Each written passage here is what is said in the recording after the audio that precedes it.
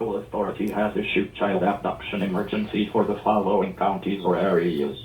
Florida, at 7:18 p.m. on the 26th, 2020, effective until 9:18 p.m. A Florida Amber Alert has been issued for Mackenie Vega, a black Hispanic female, 11 years old, 5 feet 5 inches tall, 120 pounds, brown hair and brown eyes.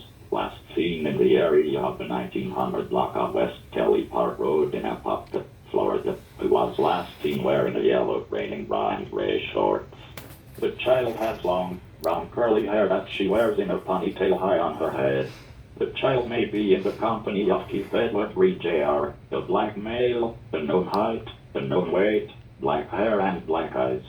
They may be traveling in a 2017 silver Hyundai Elantra, Texas, tag number MD23055.